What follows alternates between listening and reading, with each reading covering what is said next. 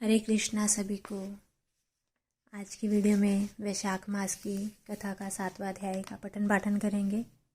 और उससे पहले अगर आप मेरे चैनल पर नए हैं तो मेरे चैनल को सब्सक्राइब कीजिएगा और बेल आइकन दबाना मत भूलिएगा, ताकि पूरे वैशाख मास की जितनी भी कथाएं हैं उनकी वीडियो आपको मिलती रहे। तो आइए शुरू करते हैं कथा को। बोलिए विष्णु भगवान की जय। 7वां अध्याय। श्री नारद जी बोले, मिथिलापुरी का धर्मात्मा राजा इस अद्भुत चरित्र को देख हाथ जोड़ सुखपूर्वक बैठे हुए ब्राह्मण से कहने लगा, हे महात्मन, मैंने यह बड़ा अद्भुत और आश्चर्यमय चरित्र देखा,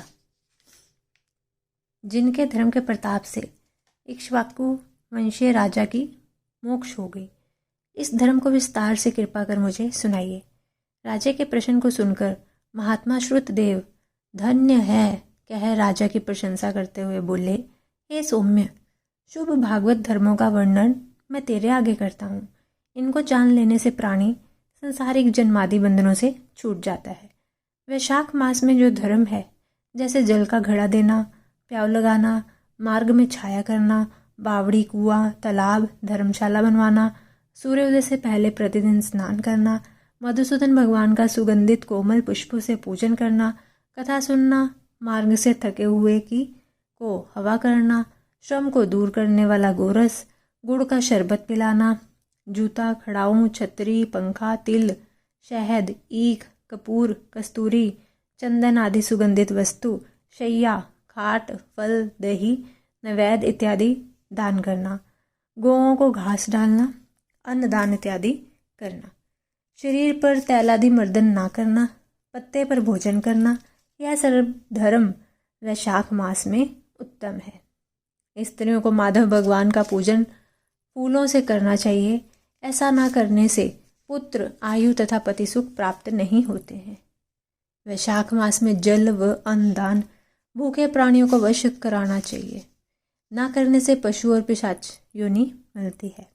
हे राजन, मैं अन्नदान ना करने की एक अद्भुत कथा तेरे सामने कहता हूँ।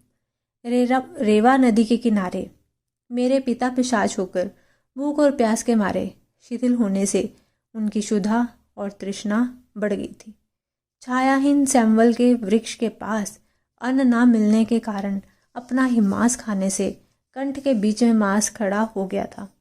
कंठ नली का छिद्र सूक्ष्म हो जाने से पीड़ा के कारण प्राण जाने का भय था। कुआं, बावड़ी शीतल जल को विष समझते थे। मैं गंगा यात्रा के निमित्त जा रहा था, तब मार्ग में दैव योग से रेवा नदी के किनारे पर पहुंचा।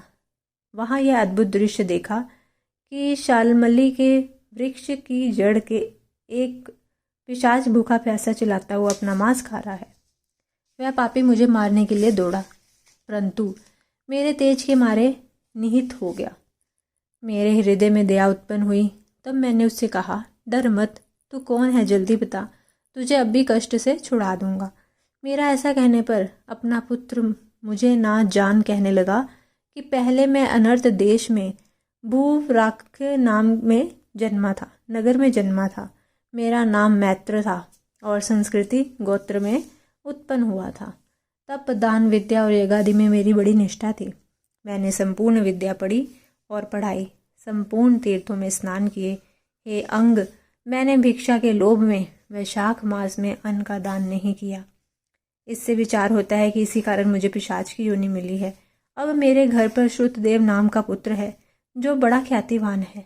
उससे मेरी दशा कह देना कि तेरा पिता अन्नदान ना करने से स्वर्ग नहीं गया है और नर्मदा नदी के तट पर बड़ा दुखी हो अपना ही मांस खाकर वृक्ष की जड़ में पिशाच बना बैठा है। अतः पिता को पिशाच योनि में छुड़ाने के लिए वैशाख मास में प्रातःकाल से मेरा तर्पण करे, फिर किसी ब्राह्मण को अन्नदान करे, जिससे मैं विष्णु पद को प्राप्त हो जाऊं। यदि तुम मुझ पर दया करोगे तो तुम्हारा कल्याण होगा। अपने पिता की ऐसी बात सुनकर दुख के मारे उनके पांवों पर बहुत देर तक लकड़ी की भांति पड़ा रहा और अपनी निंदा कर नेत्रों में आंसू भर कहने लगा कि हे पिता, तुम्हारा पुत्र मैं ही हूँ। देवयोग से यहाँ आ गया हूँ। अब तुम्हारे बतलाए अनुसार यात्रा करके शीघ्र घर जा। मेष की संक्रांति में विष्णु भगवान निमित्त अन्न अर्पण करूंगा। पिता की आज्ञा अनुसार मैंने तीर्थ यात्रा कर घर आ वैशाख महीने में अन्नदान किया।